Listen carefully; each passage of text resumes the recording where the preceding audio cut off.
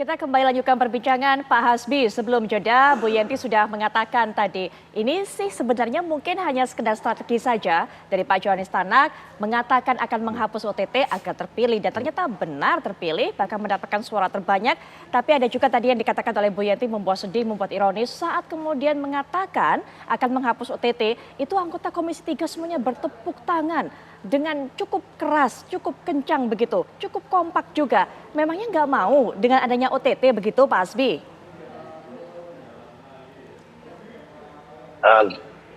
Selamat malam. Begini Mbak, bukan tidak mau, dan tidak ada masalah dengan tangan selama tidak melanggar aturan. Pertanyaan saya termasuknya mempertanyakan pada waktu itu dengan Pak Tanak. Saya bilang kenapa tidak pencegahan lebih dikuatkan? OTT bukan kenapa tidak pencegahan lebih dikuatkan? Karena pencegahan itu, pola pencegahan itu, orang sebelum terjadi korupsi itu sudah dicegah, kan seperti itu. Misalnya seperti ini. Saya sering saya ngobrol, berbicara, diskusi dengan mantan petinggi KPK yang lalu, itu proses untuk menuju tangkap tangan ini proses yang panjang. Biasanya ini salah satu penyidik KPK bicara dengan saya. Penyidikan dulu baru OTT. Bahkan ada yang makan waktu 1 tahun. Karena memakan uang, memakan biaya, memakan ini. Bukan anggota Dewan itu setuju tidak ada tangkap tangan.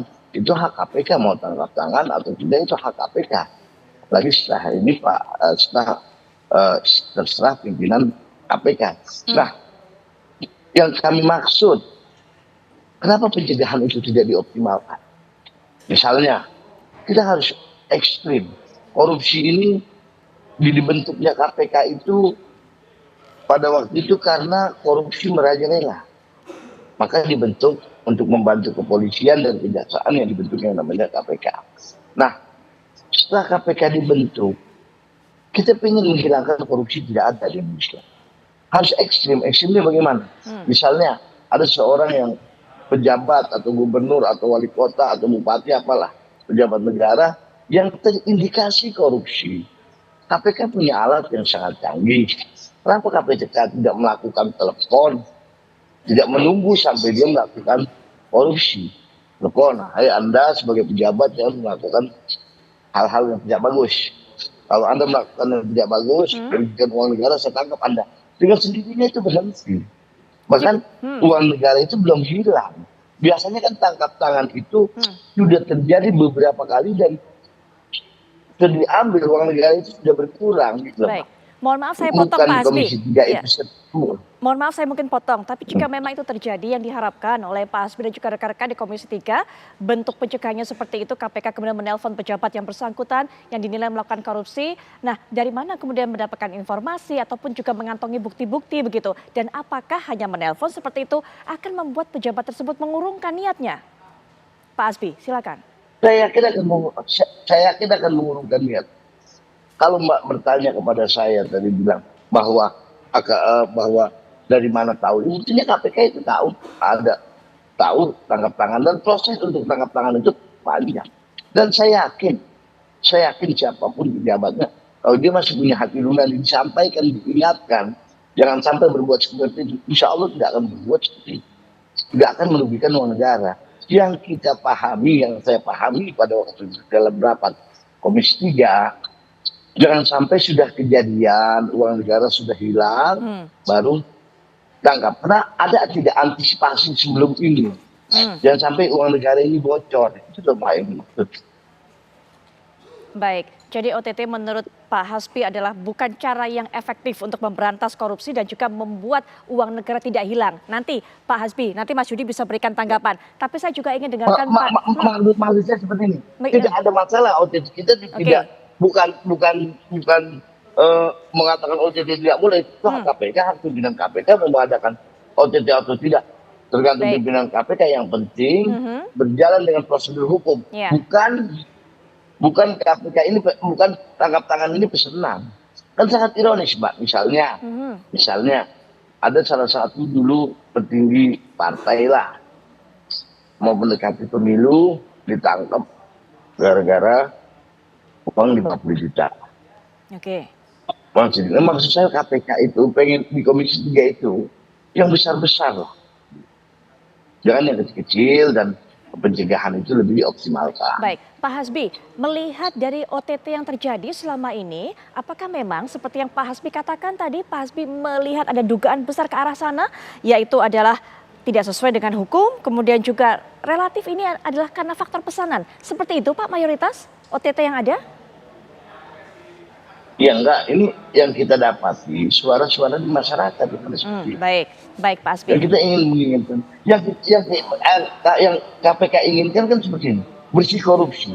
Baik. Makanya pencegahannya itu harus lebih optimal. Ya. Itu saya lebih mengutamakan untuk Pencegahan ya Pak. Ya, baik. Kami dapatkan pencegahan. Pak. Ya. Nggak ada masalah kalau bukan berarti Komisi 3 itu Ya, tidak setuju baik. tangkap tangan. Setuju. Itu Oke. hak KPK kok. Baik, kami dapatkan pesan dari Pak Hasbi, setuju dengan OTT, apalagi itu merupakan hak dari pimpinan KPK, begitu ya Pak, tapi akan lebih baik jika diutamakan di faktor pencegahan. Begitu Pak Hasbi, nanti mungkin Mas Yudi bisa berikan pandangan, tapi saya juga ingin mendengarkan Pak Fredrik tadi, terkait dengan masalah aturan KUHP. Kalau menurut Bu Yenti, nggak masalah, nggak apa-apa, tapi ini ternyata menjadi salah satu alasan yang disampaikan oleh Pak Johanis Tanak untuk idenya tadi itu, yang sudah berkali-kali saya ulang, ingin menghapus OTT. Silakan Pak Fredrik. Kalau menurut pendapat saya, bahwa KPK itu pasal 38 Undang-Undang nomor 30 tahun 2002 itu sangat jelas bahwa KPK itu tunduk dan melaksanakan tindakan semuanya itu berdasar KUHP. Sedangkan di KUHP tidak ada secara eksplisit yang mengatakan bahwa OTT. Yang ada itu di pasal 1 angka 19. OTT itu adalah seperti seseorang melakukan kejahatan ditangkap tangan. Kedua, setelah ditangkap tangan itu bisa dalam tenggang waktu yang dekat, dia bisa melakukan suatu penangkapan atau operasi untuk melakukan penangkapan. Ketiga juga yang sudah diteriakin sama masyarakat, misalkan maling, rampok itu bisa ditangkap OTT. Namun dalam hal ini saya melihat apa yang dilakukan oleh operasi OTT yang dilakukan oleh KPK kan selalu beralasan itu adalah OTT. Saya mendapatkan beberapa bahan yang dimana itu ada seseorang hakim, dia didatengin kos-kosannya, ditangkap katanya OTT, padahal dia tidak ada yang memberi atau tidak ada suatu tindak pidana yang terjadi pada saat melakukan penangkapan. Jadi menurut saya, sebagaimana yang Bu Yeti tadi yang mengatakan bahwa KPK itu adalah extraordinary crime, betul Pak. Tetapi saya hanya ingatkan satu Pak, extraordinary crime tidak berarti boleh menabrak hukum. Hukum acara di Indonesia itu kan hanya satu, KUHP. Belum sampai hari ini belum ada perubahan. Sehingga janganlah menabrak hukum. Lah silakanlah, misalkan saya mau menyuap seseorang di suatu tempat. Waktu saya sudah bawa uang, belum saya kasihkan, tetapi saya sudah ada pihak lawannya yang akan terima uang, itu namanya OTT. Tetapi kalau diam-diam itu orang didatengin, digeledah, kemudian dinyatakan sebagai OTT, ya saya kurang sependapat ya. Baik. Jadi saya dalam hal ini ya, apapun yang terjadi, suatu kejahatan khusus luar biasa tidak berarti boleh menabrak hukum. Karena kita ada namanya hak asasi manusia. Baik. Tidak semata-mata semua orang itu bisa ditabrak, kemudian dalam hal ini dinyatakan bahwa dia itu salah.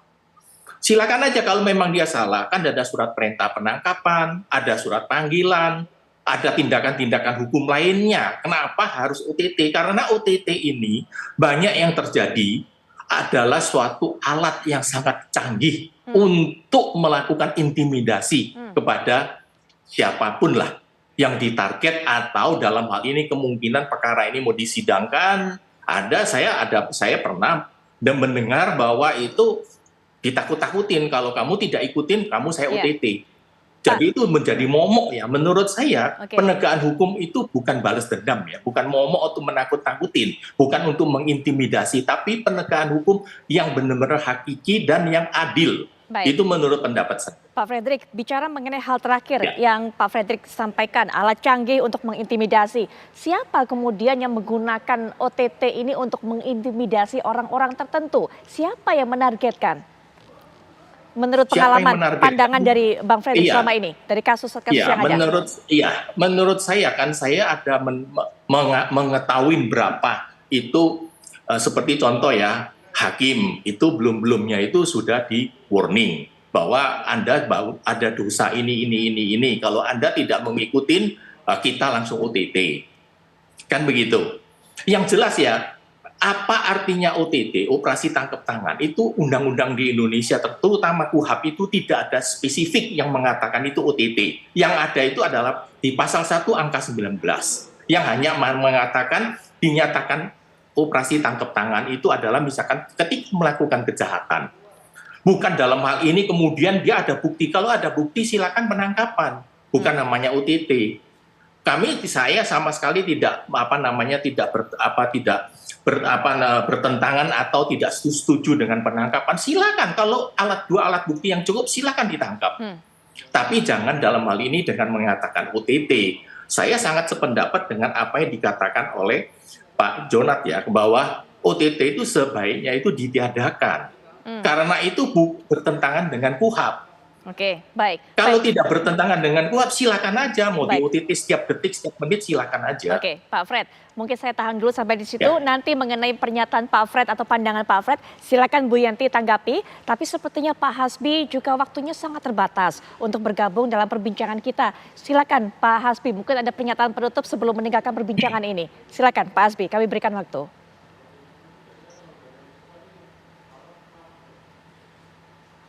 Ya, Pak Hasbi mohon maaf, sepertinya masih di mute. Kami, pemirsa, belum bisa mendengar suara Pak Hasbi.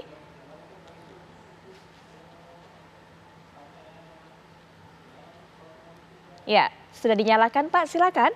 Atau mohon maaf Bapak, ternyata masih mute. Kami masih belum bisa mendengar.